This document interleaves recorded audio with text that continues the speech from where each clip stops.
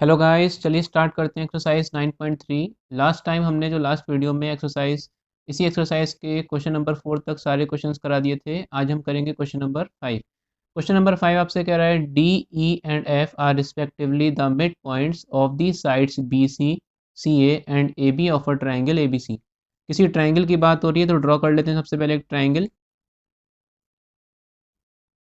नाम दे देते हैं इसका A B C. D E and F are respectively the mid points. D E और एफ ये तीन मिड पॉइंट्स दे रखे हैं of the sides B C C and A B. इस ट्राइंगल के बी सी का डी मिड पॉइंट दे रखा है डी, बी सी का मिड पॉइंट दे रखा है डी, से बना लेते हैं डी। ई दे रखा है मिड पॉइंट सी ए का, ई सी ए का मिड पॉइंट है तो यहाँ पर आ जाएगा। F is the mid point of A B का मिड पॉइंट दे रखा है एफ। ठीक है बच्चों, मिड पॉइंट का मतलब पता है ना। मिड पॉइंट का मतलब होता है सेंटर पॉइंट। सेंटर पॉइंट मतलब कि ऐसा पॉइंट जो उस लाइन को टू इक्वल पार्ट्स में डिवाइड कर रहा होगा। मतलब ई पॉइंट पे क्या हो रहा होगा, ए ई जो है वो ई सी के बराबर हो जाती है। ऐसे ही डी पॉइंट पे क्या हो रहा होगा, बी डी सी के बराबर हो चुकी होगी।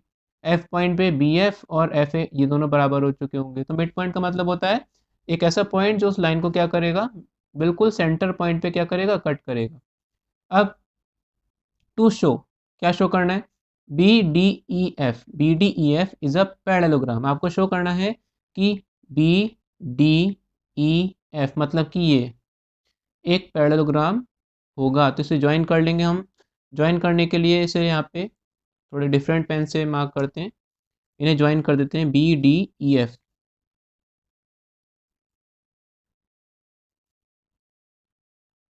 ठीक है, ये हमने ज्वाइन कर दिया इसको बी डी ई एफ। आगे देखते हैं सेकंड पार्ट में आपसे कह रहा है D E F. D E F मैंने डी और एफ को भी ज्वाइन किया था, क्यों, क्योंकि सेकंड पार्ट में आपसे डी ई एफ ट्राइंगल की बात कर रहा है। डी ई एफ कैसे बनेगा, जब आप डी एफ को भी ज्वाइन कर दोगे। ये डी ई एफ जो है वो इस पूरे का 1/4 होगा, मतलब इस पूरे एरिया का 1/4 एरिया होगा इस डी ई एफ का। बाद में बात करेंगे इसमें, सबसे पहले हम फर्स्ट पार्ट देखेंगे। और थर्ड पार्ट में आपसे कह रहा है कि बी डी ई एफ जो पैरेललोग्राम आप प्रूफ करोगे फर्स्ट पार्ट में, उसका एरिया जो होगा पूरे ट्रायंगल के एरिया का 1/2 होगा। मतलब पूरे का जो एरिया होगा उसका हाफ इस पैरेललोग्राम का होगा। ठीक है, तो एक एक करके सॉल्व करेंगे तीनों पार्ट्स को। सबसे पहले करते हैं फर्स्ट पार्ट। तो फर्स्ट पार्ट क्या कह रहा है आपसे, फर्स्ट पार्ट में बोल रहा है आपसे B D E F is a parallelogram. ये आपको प्रूफ करना है, इसे मैंने अंडरलाइन कर लिया। सॉल्व करेंगे इसको, प्रूफ लिख देते हैं, प्रूफ। ठीक है, अब बी डी ई एफ ये है क्या, इस समय ये क्वाड्रिलेटरल है ना। चार साइड की फिगर क्या होती है, क्वाड्रिलेटरल होती है। तो किसी भी क्वाड्रिलेटरल को आपको पैरेललोग्राम बनाना होता है तो आप क्या करते हो, आप उसके, मैंने आपको टोटल 4 रूल्स लिखवाए थे क्वाड्रिलेटरल वाले चैप्टर में। अगर आपने नहीं देखे होंगे तो बस जो यहाँ पे यूज़ होगा मैं आपको वो बता देता हूँ। मैंने बताया था वहाँ पे कि किसी भी क्वाड्रिलेटरल को अगर आपको पैरेललोग्राम बनाना होता है या प्रूफ करना होता है तो उस केस में आप क्या करते हो, उसके अपोजिट पेयर्स, अपोजिट साइड्स का कोई सा भी एक पेयर। जैसे अगर मैं इस वाले क्वाड्रिलेटरल की बात करूँ तो यहाँ पे टोटल 2 पेयर्स दिख रहे हैं मेरे को अपोजिट साइड्स के। एक तो मेरे को दिख रहा है बी डी और ई एफ, और दूसरा पेयर दिख रहा है मेरे को ई डी और बी एफ। तो ये आमने सामने वाले और ये आमने सामने वाले, ये अपोजिट साइड्स होती हैं। अगर ये अपोजिट साइड्स दोनों पेयर में से कोई सा भी एक पेयर आपस में इक्वल हो जाए और पैरेलल हो जाए, मतलब बी डी ई एफ के पैरेलल हो जाए और इक्वल हो जाए, या फिर ई डी बी एफ के इक्वल हो जाए और ई डी बी एफ के पैरेलल भी हो जाए, तब उस केस में आपका जो ये पैरेललोग्राम या फिर ये क्वाड्रिलेटरल होगा वो क्या बन जाएगा, पैरेललोग्राम बन जाएगा। ठीक है, तो इसको सॉल्व कैसे करेंगे। अब हमने क्या देखा, यहाँ पे हमें क्वेश्चन में कुछ भी नहीं बताया है, केवल और केवल उसने बोला मिड पॉइंट्स। और मिड पॉइंट्स का नाम सुनते ही मेरे दिमाग में सबसे पहला ख्याल जो आएगा वो आएगा मिड पॉइंट थ्योरम का। कि क्यों, क्योंकि यहाँ पे एक ट्राइंगल भी दिख रहा है मेरे को और साथ ही साथ मिड पॉइंट्स भी बोल दिए। तो आप यहाँ पे देखोगे कि क्या मिड पॉइंट थ्योरम लग सकती है। अब जिनको नहीं पता मिड पॉइंट थ्योरम क्या होती है वो एक बार ज़रा देख लो। मिड पॉइंट थ्योरम क्या होती है, मिड पॉइंट थ्योरम, ठीक है, ये कहाँ लगती है, ये आपके ट्राइंगल्स में लगती है। इसका नाम दे देते हैं हम ए बी सी। ये इस थ्योरम के हिसाब से, थ्योरम आपसे क्या कहती है कि किसी भी ट्राइंगल में, ध्यान से सुनिएगा, किसी भी ट्राइंगल में अगर कोई सी भी दो साइड्स के मिड पॉइंट्स आपको पता है। फॉर एग्जांपल अगर मैंने यहाँ पे लेट कर लिया, एक ट्राइंगल ले लिया मैंने ए बी सी, और इस ट्राइंगल में मैंने एक ए सी का मिड पॉइंट ले लिया और एक ए बी का मिड पॉइंट ले लिया। नाम दे देते हैं इसके पी और क्यू। पी मिड पॉइंट है ए बी का और क्यू मिड पॉइंट है ए सी का। तो किसी भी ट्राइंगल में अगर आपको दो साइड्स के मिड पॉइंट्स पता हैं, कोई सी भी दो साइड्स के मिड पॉइंट पता है, और अगर आपने उन दोनों मिड पॉइंट्स को ज्वाइन कर दिया, तो उस केस में जो लाइन आती है पी क्यू, ये लाइन जो आएगी, ये बची हुई साइड कौन सी, बी सी के पैरेलल हो जाएगी ऑटोमेटिक, और पी क्यू बी सी का हाफ के इक्वल भी होगी। पी क्यू बी सी के हाफ के इक्वल भी होगी। क्या मतलब इसका, कि अगर मान लो बी सी आपकी 10 सेंटीमीटर की है, तो पी क्यू जो होगी वो अपने आप 5 सेंटीमीटर की हो जाएगी। शर्त ये है कि वो पी और क्यू पॉइंट्स ए बी और ए सी के मिड पॉइंट्स होने चाहिए। समझ गए बात। तो अब आप समझ गए मिड पॉइंट थ्योरम क्या होती है। अब इस थ्योरम को हम यहाँ लगाएंगे। इस वाले ट्राइंगल में जब आप देख रहे हो यहाँ पे, तो आपको क्या दिख रहा है, हमें दिख रहा है इस ट्राइंगल ए बी सी में ई मिड पॉइंट है ए सी का और एफ मिड पॉइंट है ए बी का, राइट। और हम क्या जानते हैं कि जब भी किसी ट्राइंगल में आपको दो साइड्स के मिड पॉइंट्स दिख जाते हैं और आपने उनको ज्वाइन भी कर रखा है, तो उस केस में क्या होगा, जो लाइन निकल के आएगी ई एफ या एफ ई, ये लाइन आपकी बची हुई साइड बी सी के पैरेलल हो जाएगी, साथ ही साथ बी सी के हाफ के इक्वल भी हो जाएगी। समझ गए बात। यहाँ लिखेंगे in triangle A B C F and E are mid points. हमें क्या दे रखे हैं, ये मिड पॉइंट्स दे रखे हैं। किसके दे रखे हैं, एफ मिड पॉइंट है ए बी का एंड ई मिड पॉइंट है ए सी का। ठीक है, देयरफॉर यूजिंग, क्या यूज़ करेंगे हम, मिड पॉइंट थ्योरम।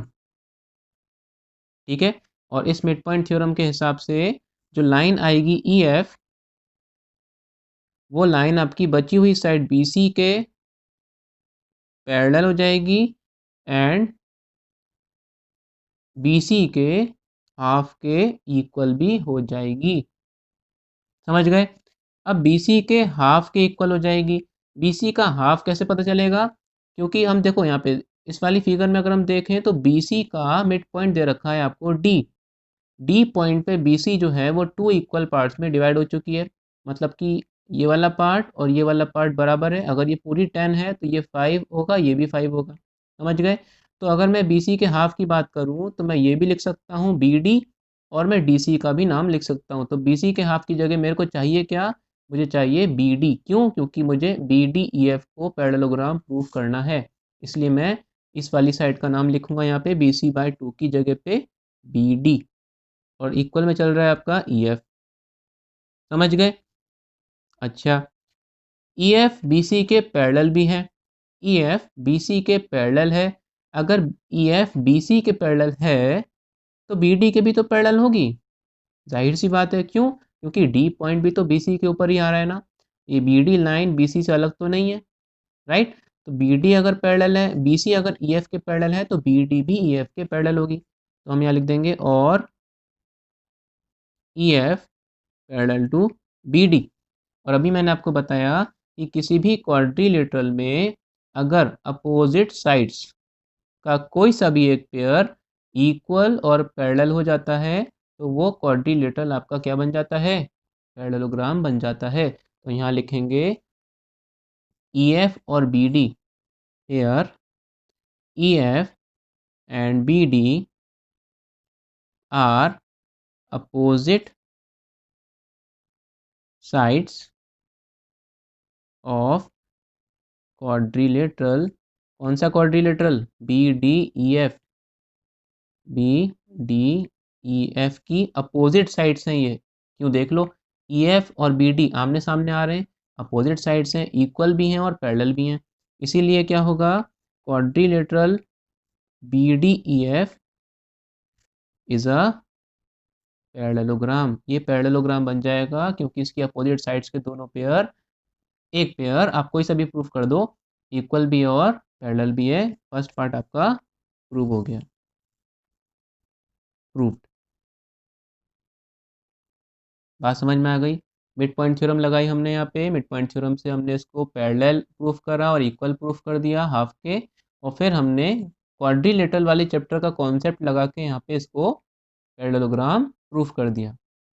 अब सेकंड पार्ट देखते हैं। सेकंड पार्ट में आपको प्रूफ करना है कि area D E F is equal to 1/4 area A B C. Proof करेंगे इसको भी। उससे पहले आपने क्या देखा कि बी टी एफ आपने एक पैरेललोग्राम प्रूफ करा, राइट। हम क्या जानते हैं, देखो बच्चों, हम एक चीज़ और जानते हैं कि किसी भी ना पैरेललोग्राम में, किसी भी पैरेललोग्राम में, इसका नाम देते हैं हम पी क्यू आर एस, ठीक है। किसी भी पैरेललोग्राम में दो डायगोनल्स होते हैं, एक तो होता है एस क्यू और एक होता है पी आर। तो जो डायगोनल्स होते हैं ना, वो क्या करते हैं, डायगोनल्स उस पूरे पैरेललोग्राम को दो इक्वल इक्वल एरिया वाले ट्राइंगल्स में डिवाइड कर देते हैं। नहीं समझे बात। जैसे अगर मैं इसका पूरे का एरिया मान लूँ, मैंने मान लिया कि area parallelogram P Q R S, मान लो मैंने ले लिया 100 मीटर स्क्वायर, ठीक है। इस पूरे का जो एरिया है वो कितना है, 100 मीटर स्क्वायर है। तो इस डायगोनल की वजह से क्या होगा कि डायगोनल क्या करेगा, इस पूरे पैरेललोग्राम को दो इक्वल एरिया में डिवाइड कर देगा। मतलब इस डायगोनल ने क्या करा, इस पूरे पैरेललोग्राम को देखो टोटल टू ट्राइंगल्स में डिवाइड करा, एक तो पी क्यू एस और एक दिखा मेरे को क्यू आर एस। एक तो ये वाला ट्राइंगल और एक ये वाला ट्राइंगल, राइट। तो क्या होगा, इस वाले ट्राइंगल का एरिया भी 50 मीटर स्क्वायर हो जाएगा और इस वाले ट्राइंगल का एरिया भी 50 मीटर स्क्वायर हो जाएगा, तभी जाके ये पूरा 100 मीटर स्क्वायर का होगा। ये डायगोनल की प्रॉपर्टी होती है, ये प्रॉपर्टी होती है आपकी पैरेललोग्राम की। किसी भी पैरेललोग्राम में जो डायगोनल होता है वो उस पूरे पैरेललोग्राम को टोटल टू इक्वल एरिया वाले ट्राइंगल्स में डिवाइड कर देता है। समझ गए। तो अब इस चीज़ को यहाँ पे कैसे यूज़ करेंगे, इसका यूज़ है यहाँ पे देखो क्या। हमने देखा कि बी डी ई एफ एक पैरेललोग्राम है ना। और यहाँ पे हमें डायगोनल दिख रहा है कौन सा, बी डी ई एफ में डायगोनल दिख रहा है हमें डी एफ, राइट। तो ये डी एफ क्या कर रहा है, इस पैरेललोग्राम को टोटल टू ट्राइंगल्स में डिवाइड कर रहा है। एक तो बी डी एफ ये वाला ट्राइंगल, और दूसरा डी ई एफ ये ब्लू कलर वाला ट्राइंगल। तो दो ट्राइंगल्स हैं और दोनों का एरिया बराबर होगा, क्यों, क्योंकि ये पैरेललोग्राम के डायगोनल से बन रहे हैं दोनों ट्राइंगल्स। बात समझ में आ गई। यहाँ लिखेंगे सेंस, ये सेंस का साइन होता है और ये देयरफॉर का साइन होता है। देयरफॉर के साइन में आप क्या करते हो, एक डॉट ऊपर लिखते हो और दो डॉट नीचे। देयर सेंस के साइन में आप क्या करते हो, दो डॉट ऊपर लगाते हो और एक डॉट नीचे लगाते हो, ठीक है। ये शॉर्ट फॉर्म होती है, एब्रीविएशंस बोलते हैं हम इसको। अब यहाँ पे देखो, बी डी ई एफ एक पैरेललोग्राम है, सेंस आपने प्रूफ करा है B D E F is a parallelogram. समझ गए। तो इससे हमें क्या रिजल्ट मिला, इससे हमें ये मिला कि बी डी एफ का एरिया बराबर होगा किसके, डी ई एफ के एरिया के। समझ गए ना, क्यों, क्योंकि पैरेललोग्राम में डायगोनल्स जो होते हैं वो हाफ हाफ इक्वल वाले एरिया, दो ट्राइंगल्स जो इनका एरिया बराबर होता है उसमें डिवाइड कर देते हैं, तो इनका एरिया भी क्या होगा, बराबर होगा। क्लियर हो गई बात। अब इसी तरीके से जैसे हमने यहाँ पे मिड पॉइंट थ्योरम का इस्तेमाल करके बी डी ई एफ को पैरेललोग्राम बनाया था, बिल्कुल सेम टू सेम अगर मैं इसको छिपा देता हूँ, अगर मैं केवल इस वाले पैरेललोग्राम, इस वाले क्वाड्रिलेटरल को देखो, देखो कौन से वाले को, डी सी ई एफ, इस वाले क्वाड्रिलेटरल को अगर आप देखोगे तो यहाँ पे भी तो मिड पॉइंट थ्योरम लग सकती है। कैसे, ई और एफ मिड पॉइंट है और ये मिड पॉइंट है, और मिड पॉइंट थ्योरम क्या कहती है कि दो साइड्स वाले मिड पॉइंट्स को अगर हम ज्वाइन कर दें तो जो लाइन आती है वो बची हुई साइड के पैरेलल होती है। मतलब कि एफ ई जो है वो डी सी के भी पैरेलल हो जाएगी और एफ ई जो है वो बी सी के हाफ के इक्वल होगी, जैसे यहाँ पे थी। हमने यहाँ पे बी सी का हाफ क्या लिखा था, बी डी लिखा था, बी डी लिखा था। इस बार हम बी डी की जगह पे डी सी लिख देंगे, कुछ गलत नहीं होगा, क्यों, क्योंकि बी डी और डी सी बराबर है।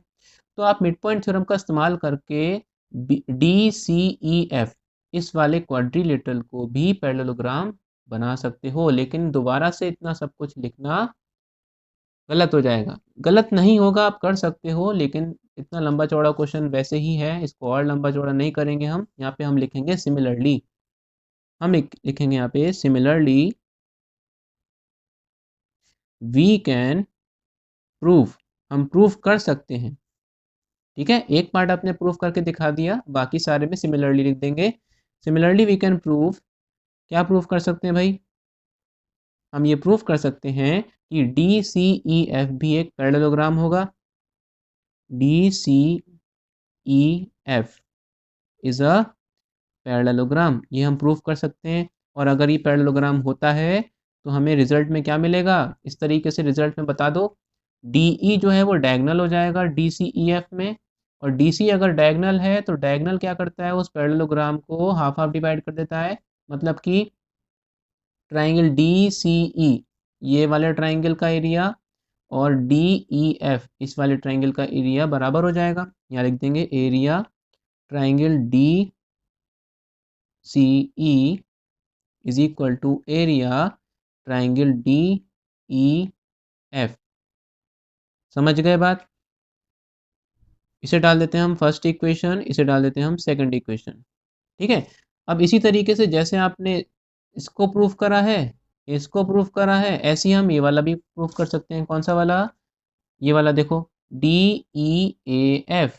ठीक है, DEAF इसको भी तो आप प्रूफ कर सकते हो। क्यों? क्योंकि आप देखो यहाँ पे उस केस में क्या होगा, अगर मैं इस कॉपी को इस तरीके से घुमाऊं, देखो, अब देखो, तो मेरे को क्या दिख रहा है यहाँ पे? मेरे को दिखा कि मिड पॉइंट थ्योरम यहाँ पे भी लग सकती है। कैसे? देखो, D मिड पॉइंट है BC का और F मिड पॉइंट है AB का, है ना? ये मिड पॉइंट्स हो गए और इनको मैं ज्वाइन कर दूंगा तो मेरे को लाइन मिली कौन सी? FD या DF। ये लाइन इसके पैरेलल भी होगी और इसके हाफ के इक्वल भी होगी। मतलब DF जो है वो EC के इक्वल भी है और DF EC के बराबर भी है। तो मिड पॉइंट थ्योरम लग के आप बोल सकते हो कि DCEF भी एक पैरेललोग्राम होगा। समझ गए? तो इस तरीके से हम कौन सा वाला? DEAF को एक पैरेललोग्राम बना सकते हैं, जैसे हमने बाकी सबको बनाया। लिख देंगे also DEAF is a parallelogram, ये भी एक पैरेललोग्राम होगा। और अगर DEAF पैरेललोग्राम होगा, DEAF पैरेललोग्राम हुआ तो FE जो है वो डायगोनल का काम करेगी। ध्यान से देखिए इस वाले पैरेललोग्राम को, तो FE जो एक डायगोनल का काम कर रही है और डायगोनल क्या करता है? उस पैरेललोग्राम को टू इक्वल एरिया में डिवाइड कर देता है। मतलब AEF का एरिया DEF के बराबर होगा। राइट, यहाँ लिख देंगे area AEF is equal to, triangle लगा देते हैं यहाँ पे, एरिया ट्राइंगल DEF। इसे डाल देते हैं हम थर्ड इक्वेशन। समझ गए? अब आपने क्या देखा? फर्स्ट इक्वेशन, सेकंड इक्वेशन और थर्ड इक्वेशन में क्या चीज़ देखी आपने? एक चीज़ आपको कॉमन नज़र आ रही होगी, एरिया ट्राइंगल DEF यहाँ पे भी है, यहाँ पे भी है और यहाँ पे भी है ना? मतलब DEF का जो एरिया है वो BDF ट्राइंगल के भी इक्वल है। मतलब इस वाले ब्लू वाले का एरिया इस वाले के इक्वल भी है। DEF का एरिया DCE के भी इक्वल है। इस वाले का एरिया इस वाले ट्राइंगल का भी इन दोनों का बराबर है। मतलब इसका इसके भी बराबर है और इसका इसके भी बराबर है। इन तीनों का एरिया जो है वो इक्वल है। इसी तरीके से DEF का एरिया AEF के भी बराबर है। AEF मतलब कि ये ब्लू वाला ट्राइंगल और ये ऊपर वाला ट्राइंगल, इन दोनों का एरिया भी बराबर है। तो एक तरीके से कहा जा सकता है कि इन चारों ट्राइंगल्स का एरिया आपस में इक्वल है। राइट, तो अगर हम कंपेयर करेंगे तो हम यहाँ पे रिजल्ट क्या निकालेंगे? On comparing equation number 1, 2 and 3, compare करेंगे। जरा इसको बताओ। फर्स्ट इक्वेशन में बोला DEF BDF के इक्वल है, तो हम यहाँ पे लिख सकते हैं area DEF is equal to area BDF। Right, DEF DCE के भी इक्वल है, DEF DCE के भी इक्वल हो जाएगा। ठीक है, और DEF AEF के भी इक्वल है, तो AEF भी आ जाएगा यहाँ पे। मतलब कुल मिला के चारों का जो एरिया होगा वो आपस में क्या होगा, इक्वल होगा, बराबर होगा। समझ गए? अब आप सोच रहे होगे इससे फ़ायदा क्या होगा? भैया ये तो बहुत इंपॉर्टेंट चीज़ है। देखो इससे क्या फ़ायदा मिला, अगर हम इन सबको ऐड कर दें, देखो हमने फिगर में क्या देखा कि ये चारों ट्राइंगल्स का एरिया बराबर है। और अगर मैं इन चारों का एरिया ऐड कर देता हूँ, इसका इसका इसका और इसका चारों का ऐड कर देता हूँ, तो मेरे को पूरे का मिलेगा नहीं मिलेगा बताओ? इसका प्लस इसका प्लस इसका प्लस इसका चारों का एरिया ऐड कर दूँ तो मेरे को पूरे का एरिया मिलेगा। मैं क्या करूँगा, यहाँ पे लिखूँगा, देखो ऑल्सो, इन सबको ऐड कर दो, देखो area D E F plus area B D F plus area D C E plus area A E F. अगर मैं इन चारों को ऐड कर देता हूँ तो मुझे क्या मिलेगा, मुझे पूरे ट्राइंगल का एरिया मिलेगा, मतलब एरिया ए बी सी मिलेगा मेरे को। समझ गए ना? क्यों? क्योंकि ये चारों से तो मिलके बना है वो पूरा ट्राइंगल ए बी सी। समझ गए ना? तो हम क्या करेंगे, अब देखो मेरे को चाहिए क्या, मेरे को प्रूफ में देखा मैंने, मुझे प्रूफ में चाहिए था डी ई एफ लेफ्ट में और राइट में चाहिए था ए बी सी। राइट में तो मुझे मिल गया ए बी सी, लेकिन लेफ्ट में मेरे को तीन चीज़ें फालतू मिली। कौन कौन सी? B D F D C E और ए ई एफ, है ना? डी ई एफ आ रहा है, मुझे यही चाहिए। तो मैं क्या करूँगा, देखो ये चारों के चारों इक्वल हैं, बराबर हैं, तो बी डी एफ की जगह पे, बी डी एफ की जगह पे भी मैं डी ई एफ लिख सकता हूँ यहाँ पे, डी सी ई की जगह पे भी डी ई एफ लिख सकता हूँ यहाँ पे, और ए ई एफ की जगह पे भी डी ई एफ लिख सकता हूँ। मतलब D E F plus D E F plus D E F plus D E F, 4 बार डी ई एफ हो जाएगा। ठीक है, तो यहाँ लिख देंगे। और चाहो तो आप शो करके दिखा देना, मैं यहाँ पे शो नहीं कर रहा हूँ। 4 बार डी ई एफ लिखने से अच्छा है आप क्या करोगे, 4 into area D E F लिख दो, वो भी सही है। या आप शो करके दिखा दो फिर ऐड कर दो तो यही आएगा, is equal to area A B C. Clear? अब क्या करेंगे, अब कुछ नहीं करना है आपको, देखो यहाँ पे डी ई एफ के साथ कुछ भी नहीं है, 4 आपका नीचे भेजना है, 4 आपका नीचे भेज देना है। यहाँ पे क्या आएगा, देखो लेफ्ट हैंड साइड में दिखेगा एरिया डी ई एफ, और 4 जो है वो यहाँ से हट के कहाँ जाएगा, इसके नीचे, मतलब 1/4 area A B C. Second part भी आपका प्रूव हो गया, प्रूव्ड। आ गई बात समझ में? अब थर्ड पार्ट देखते हैं, थर्ड पार्ट में क्या बोला उसने, थर्ड पार्ट देख लेते हैं एक बार। बी डी ई एफ का एरिया ए बी सी के हाफ के इक्वल होना चाहिए। अच्छा बी डी ई एफ, ये रहा बी डी ई एफ, इसका एरिया पूरे के एरिया के हाफ के इक्वल होना चाहिए, आपको प्रूफ करना है। जो अभी हमने प्रूफ किया इसको हम डाल देते हैं फोर्थ इक्वेशन। ठीक है, अब फोर्थ पार्ट में, सॉरी फोर्थ नहीं, थर्ड पार्ट में आपसे क्या कह रहा है, बी डी ई एफ का area area A B C के हाफ के इक्वल प्रूफ करना है। अब हम क्या करेंगे, हमने देखा कि अभी आपने प्रूफ किया है सेकंड पार्ट में, सेकंड पार्ट में क्या प्रूफ किया आपने कि डी ई एफ का एरिया जो है वो ए बी सी के एरिया का 1/4 है। तो इसका हम यूज़ करेंगे, देखो यहाँ पे क्या लिखेंगे, यहाँ लिखेंगे from equation fourth. Fourth equation हमने देखी, तो फोर्थ इक्वेशन में आपसे क्या बोला, डी ई एफ का एरिया, यहाँ लिख देते हैं area D E F is equal to 1/4 area A B C. ये अभी आपने प्रूफ किया जस्ट, ये चीज़ मैंने यहाँ पे नोट कर दी। ठीक है, अब आपने फिगर में आ जाओ, देखो मुझे क्या चाहिए, मुझे यहाँ पे ए बी सी के साथ 1/2 चाहिए, ना कि 1/4। तो 1/4 को 1/2 बनाने के लिए मैं क्या करूँगा, देखो 1/4 को 1/2 बनाने के लिए मैं क्या करूँ बताओ, 2 से मल्टीप्लाई कर दूँ। समझ गए? अगर मैं 1/4 की 2 से मल्टीप्लाई कर देता हूँ तो 2 से ये 4 कैंसिल हो जाएगा 2 टाइम्स, और आ जाएगा 1/2। तो कुल मिला के मेरे को यहाँ पे 1/2 एरिया ए बी सी लाने के लिए यहाँ 2 से मल्टीप्लाई करनी पड़ेगी, है ना? और अगर यहाँ 2 से मल्टीप्लाई करनी पड़ेगी तो यहाँ पे भी करनी पड़ेगी, मतलब पूरी इक्वेशन को 2 से मल्टीप्लाई कर देंगे। लिखेंगे यहाँ पे multiplying multiplying by 2 both sides. Multiply कर देते हैं इसकी, ये आ जाएगा 2 से मल्टीप्लाई करेंगे तो आएगा 2 area D E F is equal to 2 into 1/4 area A B सी।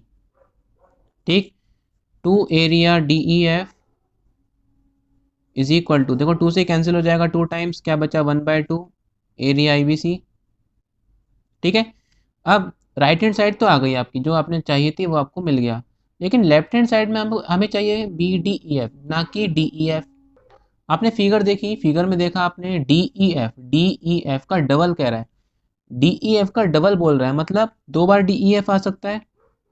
तो हम लिख सकते हैं इसको D E F plus area D E F, ठीक है, is equal to half area A B सी।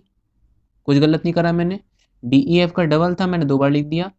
अब आप मुझे बताओ, मैंने भी आपको बताया भी है कि बी डी ई एफ एक पैरेललोग्राम है ना, और डी ई एफ जो है वो डायगोनल है, और डायगोनल का काम क्या होता है, उस पैरेललोग्राम को 2 इक्वल ट्राइंगल्स में डिवाइड करना जिनका एरिया बराबर है, मतलब कि डी ई एफ का एरिया और बी डी एफ का एरिया बराबर होगा, है ना। यहाँ लिख देंगे since area D E F बराबर है एरिया बी डी एफ के, राइट, बी डी एफ का एरिया डी ई एफ के बराबर होगा, क्यों, क्योंकि डी एफ जो है वो डायगोनल है।